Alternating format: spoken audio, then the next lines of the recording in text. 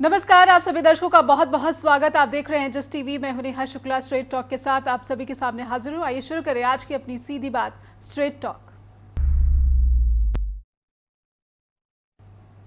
तो terror game trade game में कैसे बदल रहा था, ये अमेरिकी राष्ट्रपति ट्रंप ने अपने ताज़ा बयान से फिर से जता दिया है कि ट्रेड नहीं करूंगा। क्या धमकी दे रहे हैं डोनाल्ड ट्रंप भारत और पाकिस्तान को, और इसे ऑपरेशन सिंदूर के परिणामों से जोड़कर क्यों देखा जा रहा है, या फिर भारत और पाकिस्तान के बीच हुए सीज फायर से जोड़कर क्यों देखा जा रहा है, क्योंकि कहीं ना कहीं मध्यस्थता का दावा और इस बात का दावा अमेरिकी राष्ट्रपति ट्रंप कर रहे हैं कि उन्होंने ही भारत और पाकिस्तान के बीच सीज फायर करवाई है।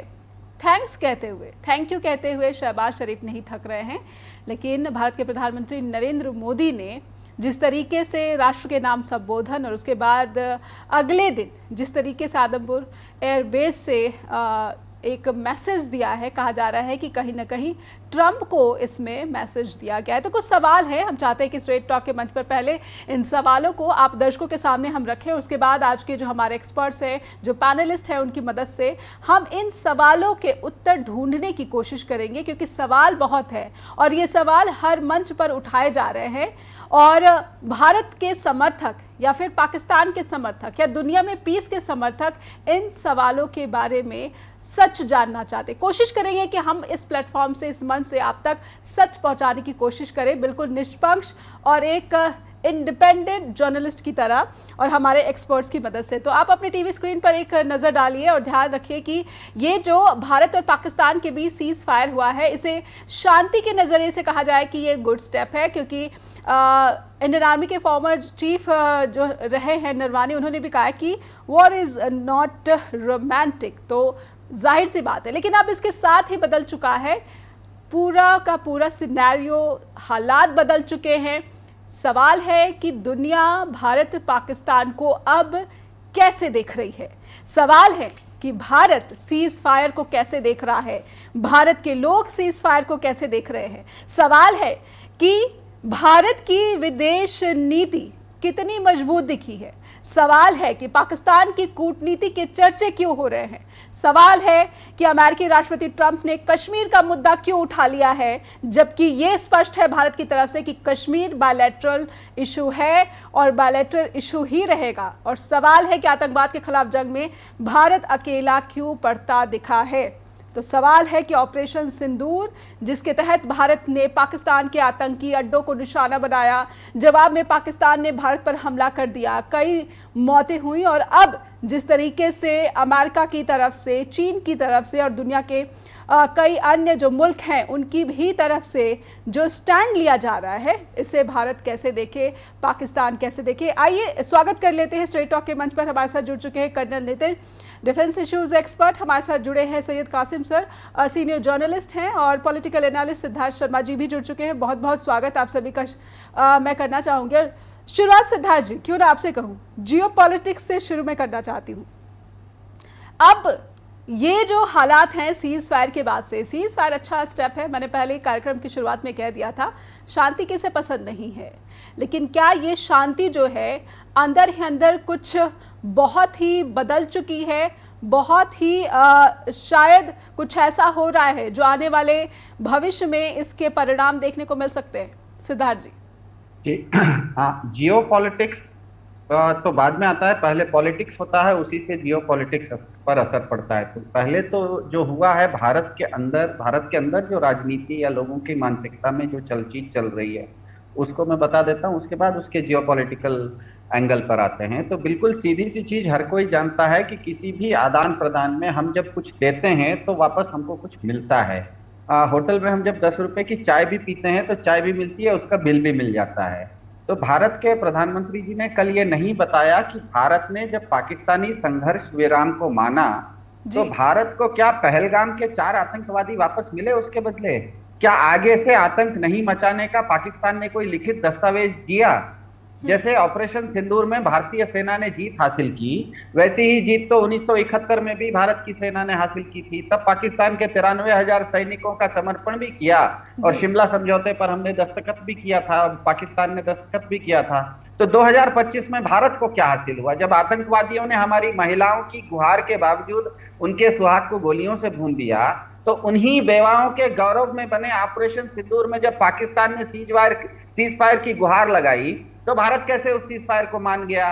क्या पहलगाम में विधवा हुई नहीं, मां बहनों को सिद्धार्थ जी, न्याय मिल गया मैं क्या? आपको रोक रही हूं बीच में, लेकिन प्रधानमंत्री नरेंद्र मोदी के राष्ट्र के उस संबोधन में जो उन्होंने बात कही थी कि पाकिस्तान ने जो है सैन्य एक भी गोली ना चलाने की बात वो मान गया है, ये उनके जो कल राष्ट्र को संबोधित उन्होंने किया था उसके कुछ अंश हैं। इसीलिए मैं पीएम मोदी को कोट कर रही हूं कि उन्होंने कहा कि पाकिस्तान ने ये माना कि वो अब कोई गोली नहीं चलाएगा, वो अब जो है आतंकवादी हमले नहीं करेगा, तभी जाकर सीज फायर पर सहमति हुई है। जी जी, किसी भी तरह, इसीलिए मैंने कहा कि कोई भी चीज होती है ना, तो एक छोटा सा एक चाय भी पीते हैं तो होटल वाला 10 रुपए का बिल देता है, एक लिखित दस्तावेज होता है। अगर पाकिस्तान ने कल कहा कि हम आतंकवादी गतिविधि नहीं करेंगे, तो आज आप भारतीय सेना का ट्विटर हैंडल, ऑफिशियल हैंडल देख लीजिए, एडीपीजीआई, भारत ने आज फिर से ऑपरेशन खेलर करके किया है, जिसमें कि आतंकवादियों को जम्मू कश्मीर में मारा है। भारत की सेना खुद बोल रही है। तो मेरा ये नहीं कहना है कि पाकिस्तान ने सरेंडर नहीं किया, पाकिस्तान ने बिल्कुल सरेंडर किया होगा जी, लेकिन वो जो सरेंडर किया उसका सबूत हमने क्या लिया? उनसे लिखित दस्तावेज क्या लिया? आतंकवादियों के क्या ये जरूरी नहीं था कि पाकिस्तान जब पूरी तरह से अपने हथियार डाल चुका था, वो दुनिया भर में गुहार लगा रहा था, जैसे प्रधानमंत्री जी ने कहा, वो उसने पाकिस्तान की सेना की तरफ से जब सीज फायर का ऑफर आया, तो क्या भारत वो 4 आतंकवादियों को नहीं मांग सकता था?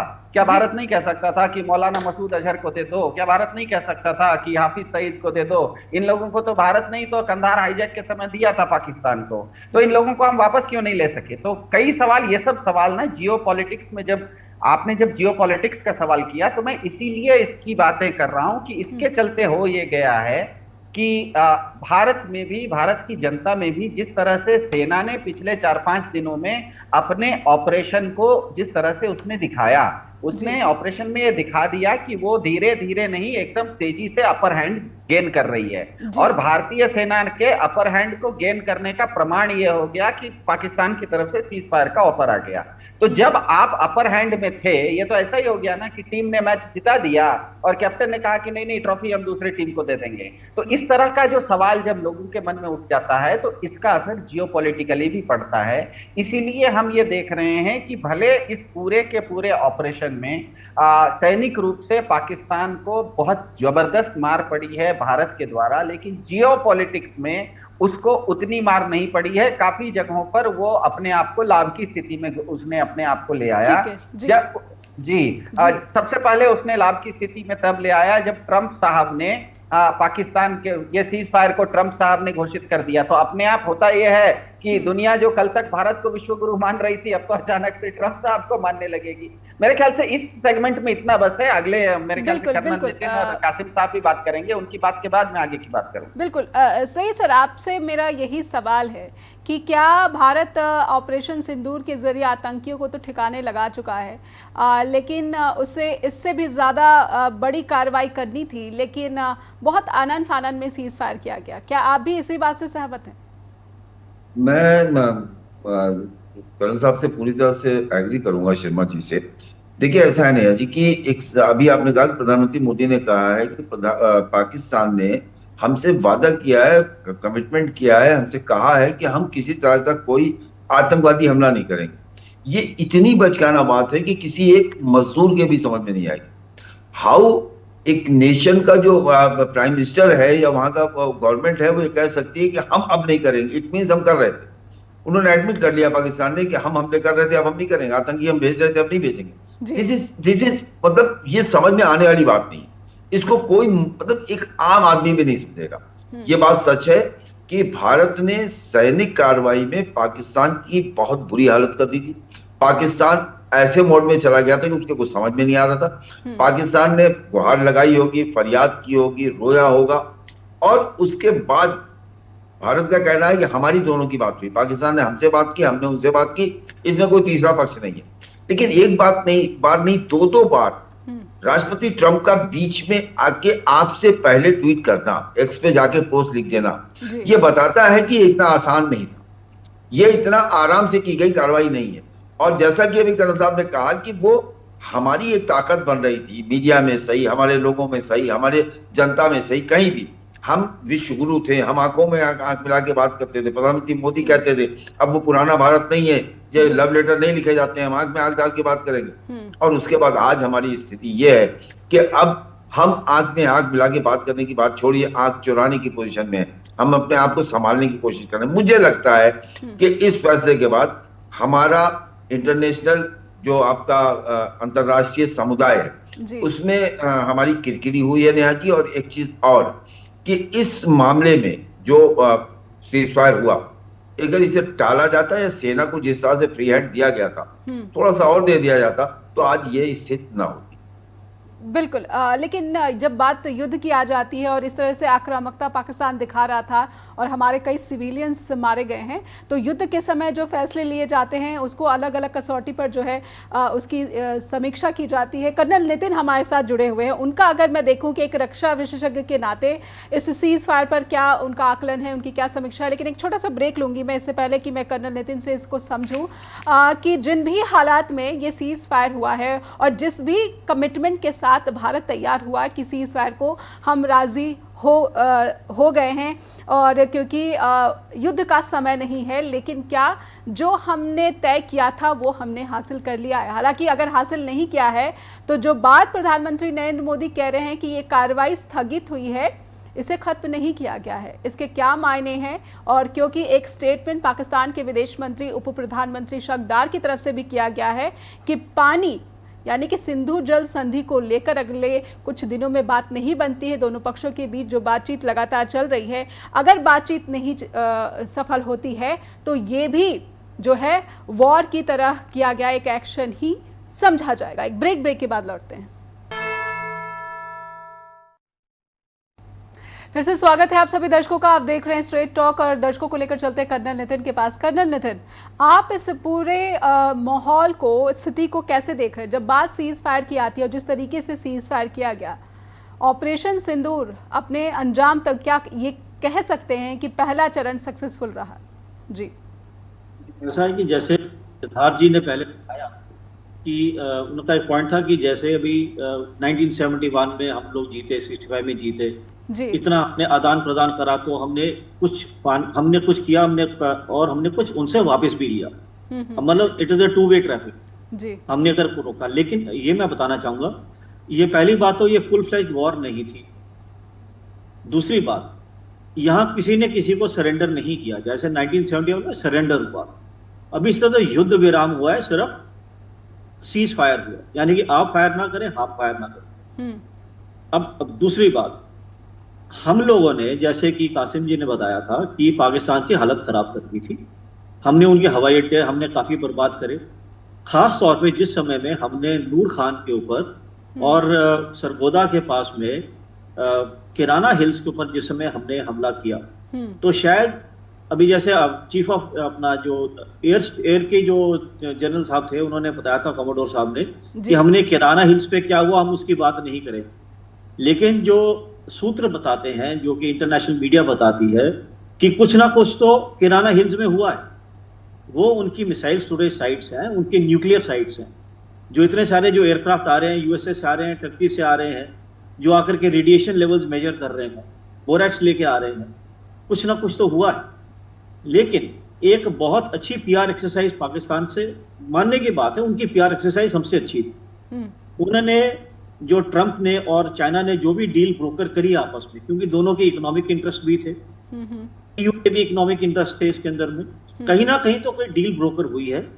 हमको क्या फायदा हुआ हमें मालूम नहीं जी। लेकिन जो पीआर एक्सरसाइज पाकिस्तान ने जो नैरेटिव अपने लिए चेंज करा है, दैट इज वेरी इंटरेस्टिंग। जो नैरेटिव मैं पाकिस्तान मीडिया के, जो मैं जाके उनके यहाँ देख रहा हूँ, it's a very interesting narrative. उनका नैरेटिव ये कहता है कि उन्होंने कहानी पलट दी है। कहते हैं हमने इंडिया की सारी एयरफील्ड्स तबाह कर दी हैं, जो कि बिल्कुल बेकार बात है। हमारी जितनी एयरफील्ड्स की बात करते हैं वो सब के सब सिविल एविएशन के लिए आज खुल चुकी है, इंक्लूडिंग चंडीगढ़ भी खुल चुका है। They all over.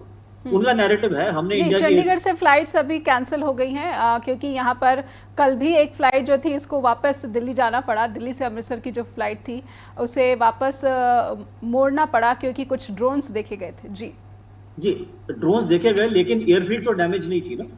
Ji, The question is about damaging the airfields. कि they have been made inoperational. That is not so. जी जी। एक उन्होंने नैरेटिव वो उन्होंने बताया कि हमने इनके जो काफी एयरक्राफ्ट गिरा दिए हैं। तो इंडिया जो है वो रोता हुआ ट्रंप के पास गया है और ट्रंप ने फिर ट्रंप को हमने बोला कि अगर हम सीज फायर करेंगे, यदि आप हमको IMF का लोन जो है, जो बेल आउट पैकेज है, वो दीजिए आप।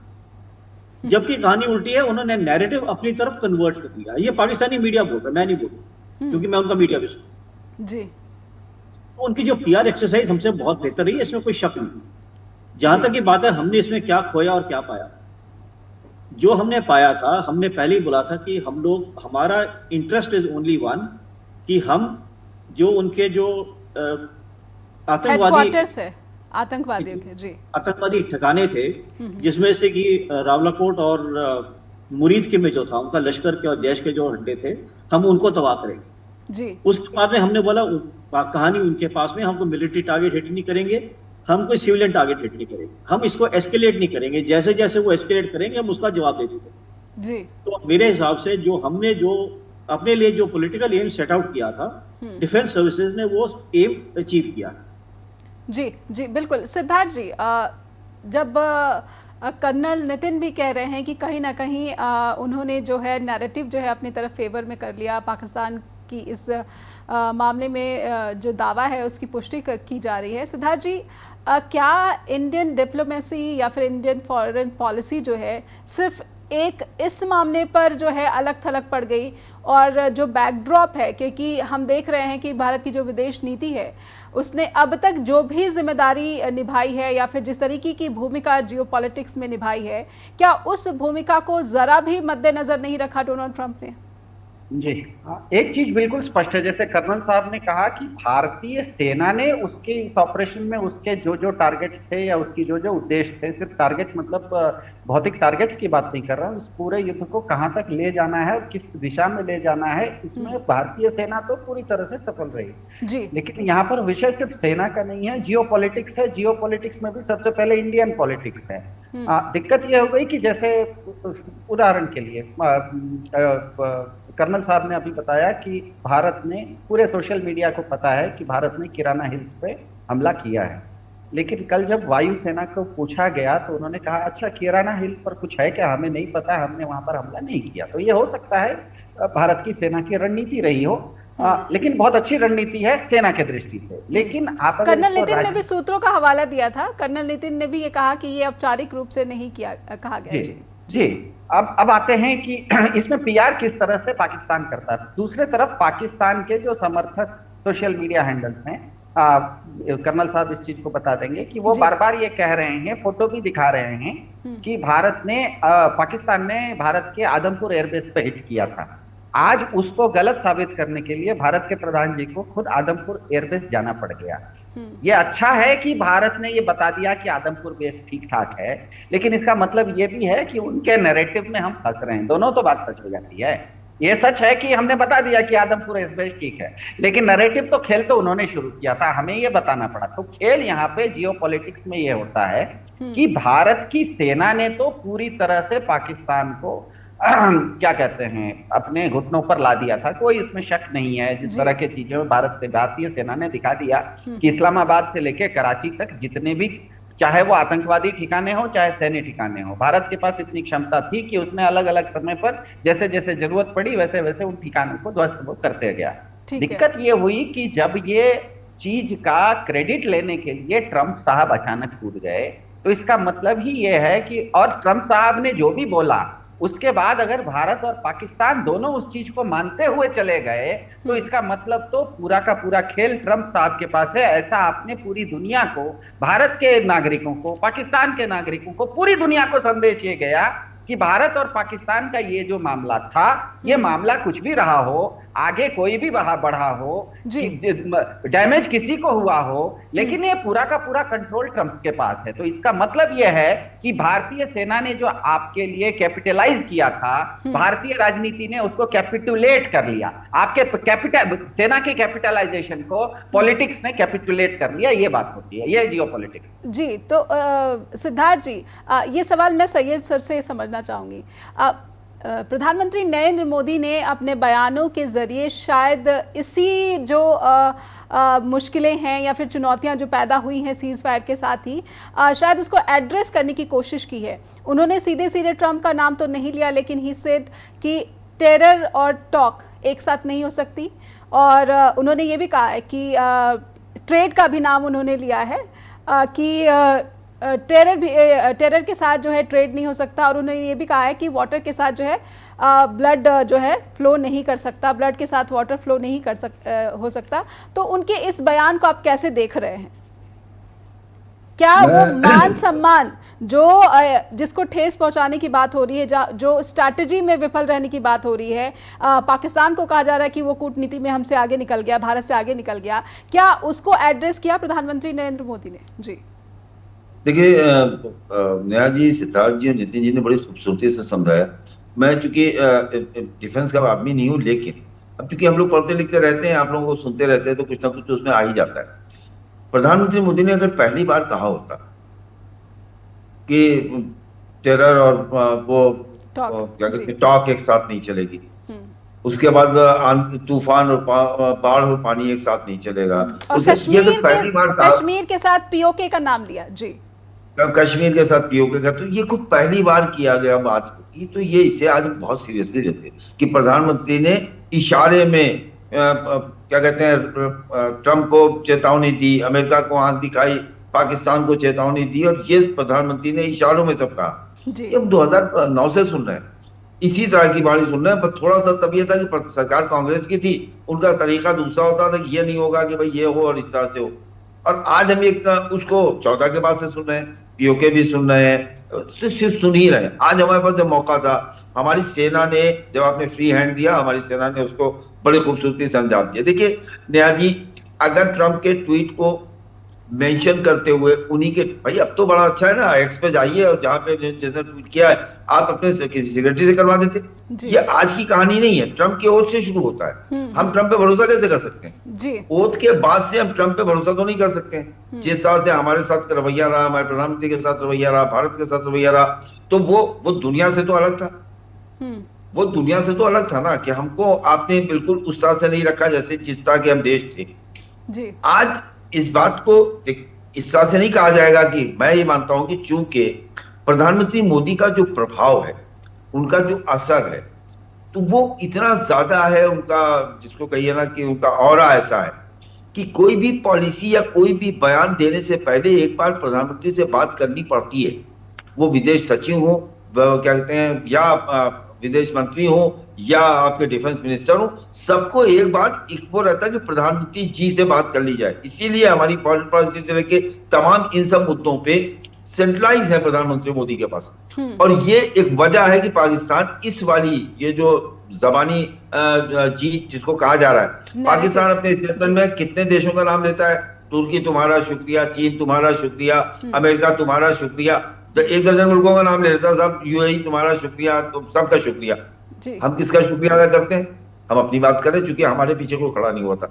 ये हमारी कोई बहुत बड़ी जीत नहीं है जी।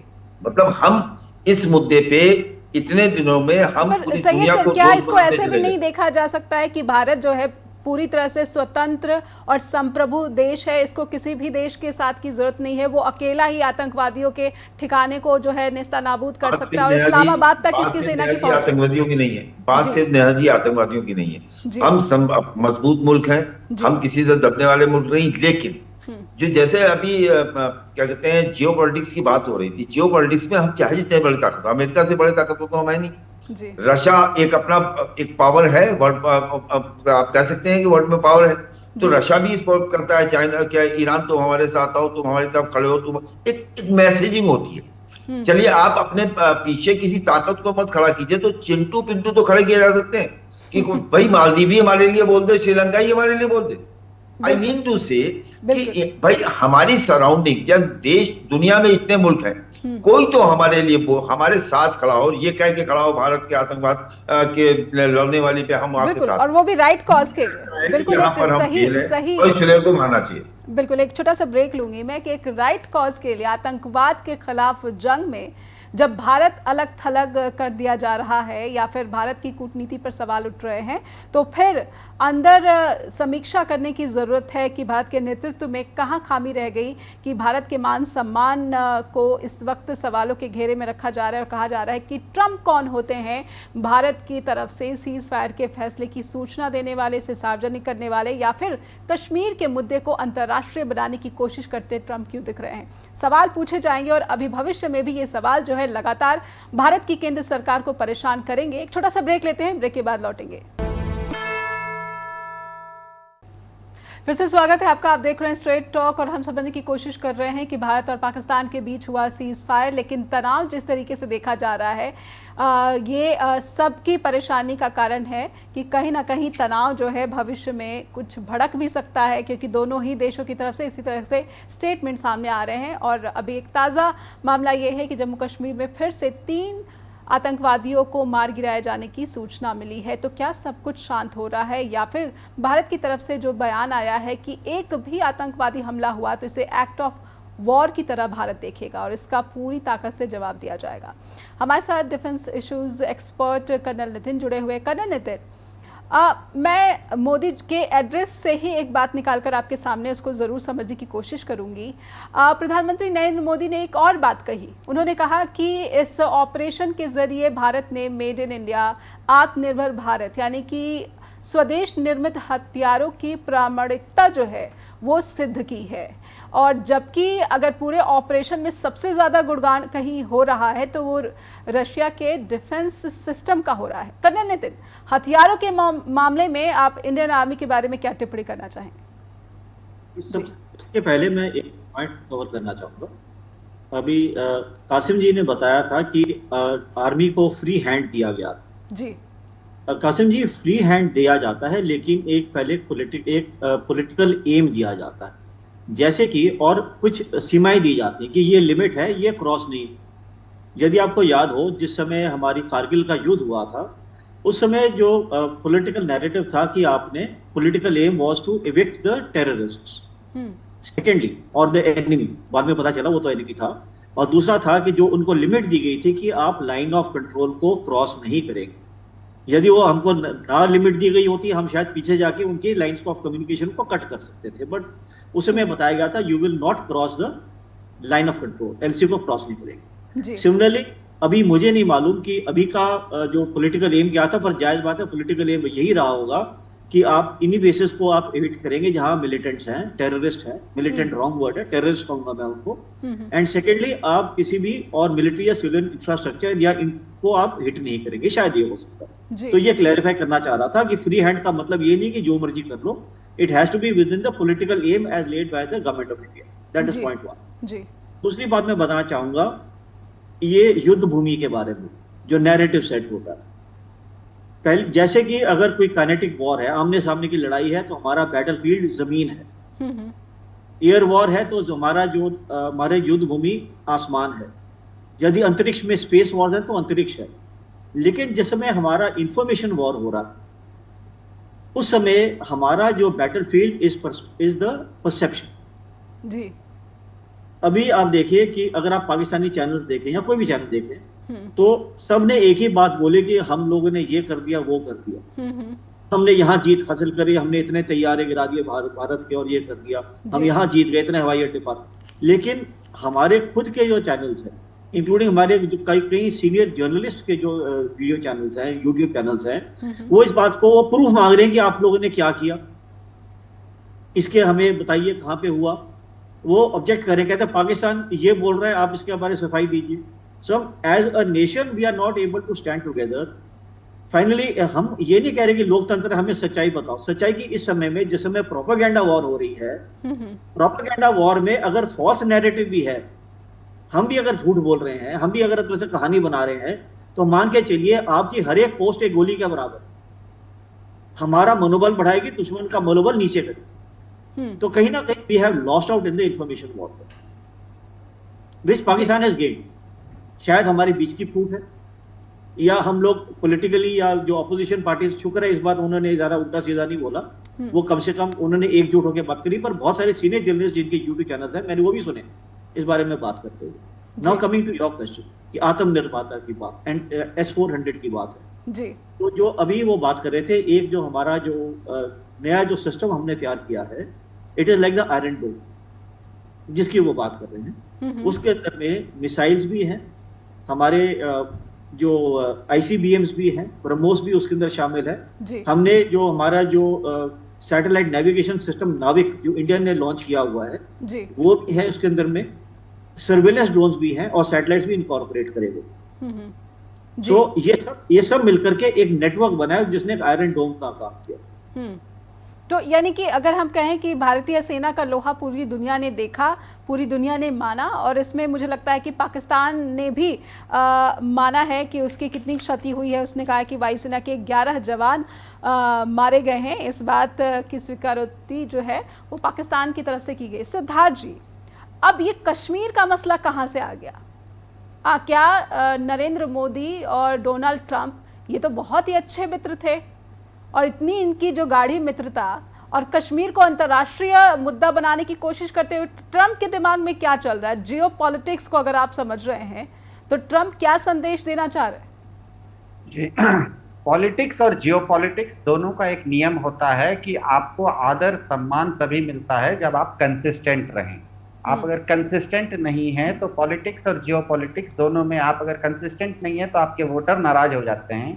आप अगर कंसिस्टेंट जियो दुनिया में नहीं है तो दुनिया में कोई आपका साथ नहीं देता है। दो छोटे छोटे उदाहरण देता हूं जिससे समझ में आ जाएगा। कोई संप्रभु राष्ट्र हो जाने से कुछ बहुत बड़ी चीज नहीं होती। नॉर्थ कोरिया भी संप्रभु राष्ट्र है, दुनिया में कोई उस पर हमला नहीं कर रहा है, लेकिन फिर वो अलग थलग पड़ा हुआ है ना, वो भी संप्रभु। इसका हम संप्रभु हैं, इसका मतलब ये अगर हम समझते हैं कि हम कुछ भी करेंगे तो नॉर्थ कोरिया भी संप्रभु है, वो कुछ भी कर रहा है, कोई दुनिया उसको देख नहीं रही है, तो हमको नॉर्थ कोरिया जैसा तो संप्रभु नहीं बनना है ना। तो आपको मैं आप डेमोक्रेटिक वैल्यूज की बात कर रहे हैं।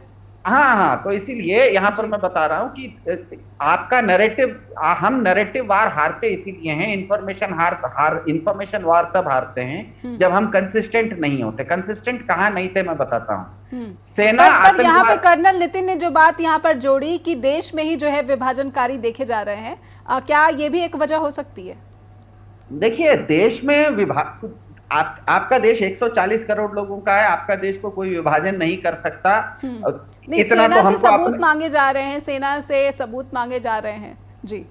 नहीं, सेना से कोई सबूत मांगे तो सेना उसको सबूत क्यों दे रही है? अगर पाकिस्तान कह रहा है कि आदमपुर में हमने हमला किया तो भारत के प्रधानमंत्री को आदमपुर ही जाने की कोई जरूरत नहीं थी। इसलिए मैं कह रहा हूँ ये परसेप्शन वार है। वो अगर दूसरे जगह चले गए होते तो मैं ये सवाल नहीं पूछता। समस्या ये होती है कि आप सामने वाले के नैरेटिव में आप फंसते हो, आप उसका जवाब देना चाहते हो। जैसे ही आप जवाब देते हो, आप उसके सवाल पूछने के अधिकार को सही मान लेते हो। आप उसका जवाब देना बंद कर दीजिए, वो सवाल पूछना बंद कर देगा। तो खैर, दो आपको उदाहरण देता हूं। सेना आतंकवादी ठिकानों पर हमला करने के बाद से बिल्कुल स्पष्ट रूप से कह रही थी कि वो 100% रक्षात्मक मोड में है, नॉन एस्केलेटरी है। सबने देखा, पिछले 4 दिन से सेना कंसिस्टेंटली बता रही थी।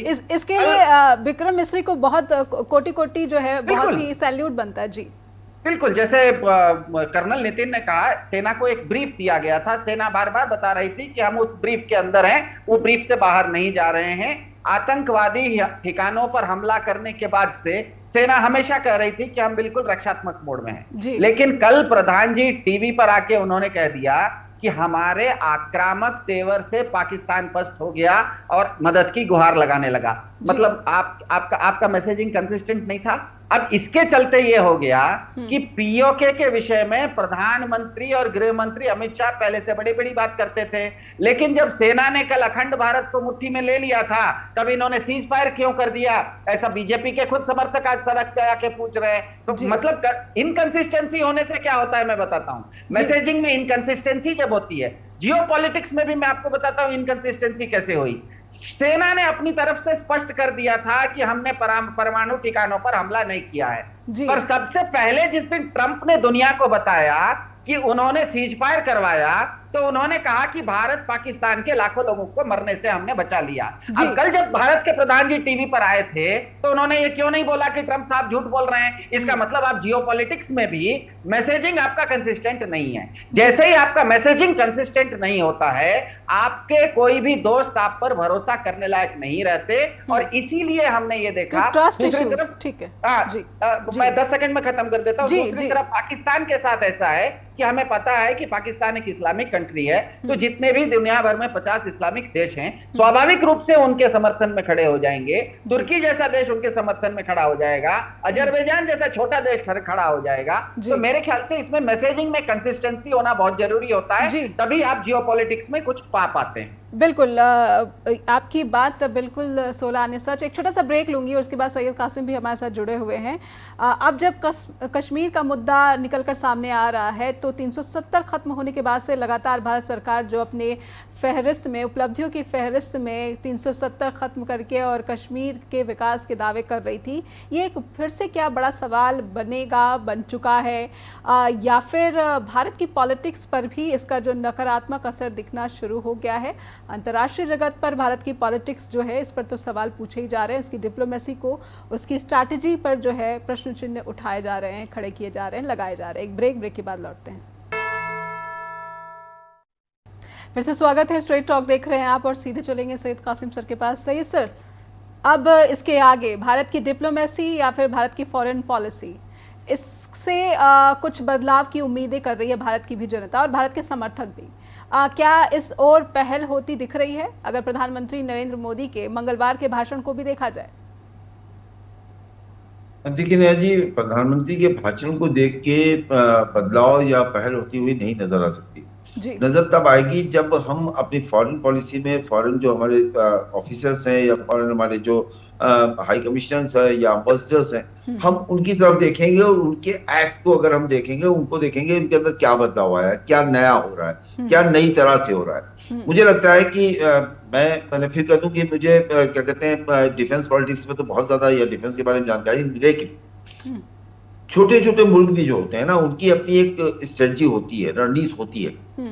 हमारी रणनीति जो है उसको अगर आप गौर करेंगी तो हम ईरान के साथ भी हैं, इसराइल के साथ भी हैं, हम इसराइल के साथ भी हैं, उसके बाद हमास के साथ भी हैं, मतलब फिलिस्तीन के, सॉरी हमास के नहीं, हम यूक्रेन के साथ भी हैं, रशिया के दोस्त भी हैं। ये कहीं ना कहीं ये चीज हल्का फुल्का इसमें इधर हम ज्यादा है उधर हम कम है होना एक जरूरत होता है। जैसे पहले 70s में 80s में आप देखें फॉरेन पॉलिसी एकदम स्ट्रेट था, हम रशिया के साथ हैं तो रशिया के साथ हैं। एक चीज होती थी, एक मैसेजिंग होती थी। दुनिया की जो सबसे बड़ी जरूरत है वही हमारी सबसे बड़ी ताकत है। दुनिया की जरूरत बाजार है और हमारी ताकत बाजार है। तो ये दुनिया के जो सो कॉल्ड लोग हैं जो बाजार की धमकियां देते हैं, उनके लिए हम इतनी बड़ी जरूरत है कि हम अपनी धमकी दे सकते हैं। मैं अपना समझता हूँ, मैं छोटी सी जहन का आदमी हूं, लेकिन ये बात समझता हूँ कि अगर ट्रम्प ये कहते हैं कि हम बिजनेस या बाजार की बात को अपने ट्वीट में करके जाते हैं, हमारे पास बाजार है, दुनिया की जरूरत बाजार है। तो जो दुनिया की जरूरत है वो हमारे पास है, हम बहुत ताकतवर हैं। और हम ये भी जानते हैं कि प्रधानमंत्री मोदी के अंदर वो कैलिबर है, वो एक जो स्मार्टनेस होनी चाहिए वो है। आज तक जितने प्राइम मिनिस्टर्स हुए हैं उनको डिलीवर करना आता है, उनको मिलना आता है। सारी दुनिया में जितने राष्ट्राध्यक्ष हैं उनसे उनकी बहुत अच्छी बाउंडिंग है, मतलब अंग्रेजी कमजोर होने के बावजूद अच्छी बाउंडिंग है। ये भी एक कमाल की बात है।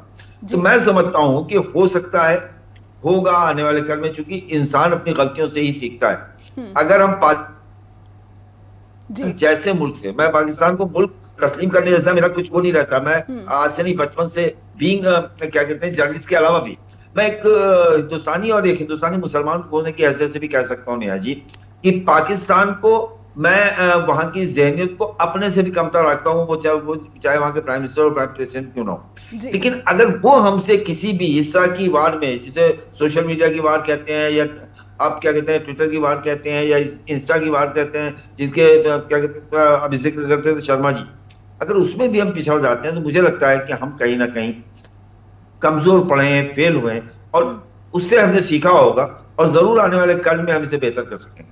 बिल्कुल आपने सही कहा। जब आप सोशल प्लेटफॉर्म की बात करते हैं तो ऑपरेशन सिंदूर के दौरान ही भारत सरकार ने एक्स से 8,000 अकाउंट्स जो है वो ब्लॉक करने को कहा और उसे तुरंत ब्लॉक कर दिया गया। लेकिन जब फॉरेन सेक्रेटरी विक्रम मिस्री को ट्रोलिंग की जा रही थी तो उन जो ट्रोलर्स थे उनमें से किसी के भी खिलाफ जो है ब्लॉक करने जैसा जो स्टेप है वो नहीं उठाया गया। इसलिए सवाल प्रधानमंत्री फॉलो कर रहे थे, अनफॉलो ही कर देते।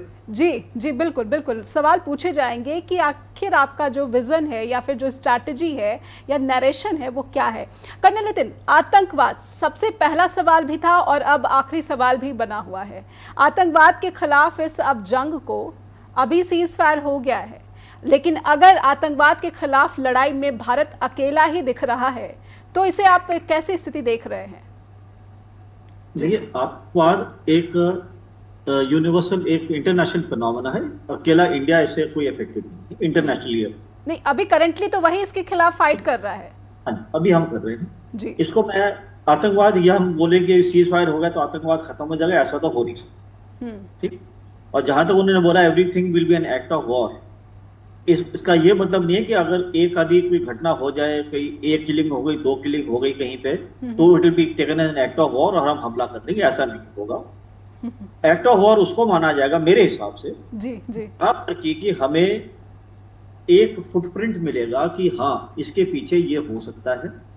हमें मालूम चलेगा कि जो कार्रवाई है, जो लिंकेजेस हैं वहां तक पहुंचती है, वो सोर्सेज के थ्रू हो, वो जो सामान अंदर आया है उसके थ्रू हो, इमेजिंग के थ्रू हो, हमें आइडिया लगे तो उसको हम एक्ट ऑफ वॉर मान करके चलेंगे। जैसे अभी 3 आतंकवादी मार दिए तो हमने मारे हैं ना, वो एक्ट ऑफ वॉर पर, वो तो जो हिंदुस्तान अभी आज के डेट में जो इनके हिसाब से, इंटेलिजेंस के हिसाब से करीबन 70 से 80 जो मिलिटेंट टेररिस्ट हैं, इंक्लूडिंग फॉरेन टेररिस्ट, वो कश्मीर वैली में है। करीबन 150 के 100 या 125 के करीब वो पूंछ से बाकी दूसरे सेक्टर में है, ऐसा सोर्सेज कहते हैं। अब ये जो है ये कहीं ना कहीं तो अपनी घटनाएं करेंगे, पर ये कहना कि every act is an act of war, that is not so.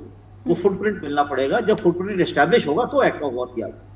जी बिल्कुल। मैं आपको एक और ऐड करना चाहूंगा जी। वो जो मैंने आपको बताया था ना, एक आयरन डोम जो बना है, जो हमने इंडिया जो आत्मनिर्भर, उसका नाम है आकाश तीर। इसको आप लोग गूगल करके देख सकते हैं, इट्स कॉल्ड आकाश तीर। ठीक है, एस्टैब्लिश हुआ है। सेकेंडली, सिद्धार्थ जी इसके बारे में बेहतर बता पाएंगे। अभी जो immediately after the cease fire, USA और चाइना, इन्होंने अपनी टैरिफ वॉर खत्म कर दी। जो इतना टैरिफ 125 कितना चढ़ा है वो 10% में आ गए जी। तो क्या उसका भी कहीं लिंकेज इससे है? ये जानने वाली बात है। ये बिहाइंड क्या हुआ है वो हम लोग नहीं जानते।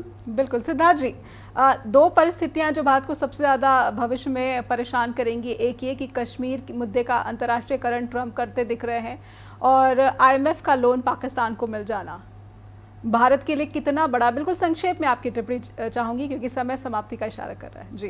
कितना बड़ा? IMF लोन का कोई बहुत बड़ी चिंता नहीं है। वो उनको पैसा मिला भी तो वो दुरुपयोग, देखिए अगर जुआ खेलने वाले को पैसा मिलेगा, भारत का मेन अक्यूजेशन यही है कि टेरर फंडिंग करता है पाकिस्तान। ठीक है, लेकिन मान लीजिए जुआ खेलने वाले को पैसा मिलेगा भी तो वो गंदी चीजों में ही उड़ाएगा, तो दिक्कत वो उतनी ज्यादा नहीं है। दिक्कत बनी रहेगी भारत के लिए। भारत ने यह भी कह दिया है ना कि अगली बार अगर टेरर ऑपरेशन हुआ, मेरे साथ आतंकवाद हुआ, तो मैं उसको एक्ट ऑफ वार मानूंगा। और जिस तरह से भारतीय सेना ने पाकिस्तान को जवाब दे दिया है, पाकिस्तान 10 बार सोचेगा कि कम से कम आतंकवादी भेजे या नहीं भेजे। तो वो IMF का पैसा उचित उपयोग करेगा या दुरुपयोग करेगा, वो उसके पास पहुंच चुका है, उसकी चिंता कम करनी है। दिक्कत ये होने वाली है, सबसे बड़ी यहाँ पर समस्या, या ये कहिए कि जिस तरह से कासिम साहब ने कहा, पूरी दुनिया जानती है कि भारत दुनिया का सबसे बड़ा बाजार है जी। और भारत के बाजार पर जब से ट्रंप साहब का ये क्या कहते हैं टैरिफ वार शुरू हुआ था, तो भारत का बाजार अमेरिका के लिए था नहीं, भारत का बाजार अमेरिका से दूर हो गया था। अब अचानक दुनिया को ट्रंप ने बता दिया कि मैंने भारत को ये व्यापार का ही डर दिखा के या व्यापार के ही मसले पर भारत से सीज फायर करवा लिया। अब इसका एक मतलब तो ये होगा कि दुनिया भर सबसे ज्यादा अमेरिका के व्यापार की चीजों के लिए भारत राजी हो गया। अगर अमेरिका की चीजें ज्यादा आती हैं तो जाते एक सूचना दे दूं कि भारत की तरफ से WTO को जानकारी दी गई है कि स्टील और एल्युमिनियम पर रेसिप्रोकल टैरिफ का जवाबी शुल्क जो है भारत लगाने जा रहा है। हालांकि ये किस तरह का जवाबी शुल्क है ये जानकारी, पूरी स्पष्ट जानकारी नहीं है, पर WTO के प्लेटफॉर्म पर ये भारत का जो है एक स्टेटमेंट है।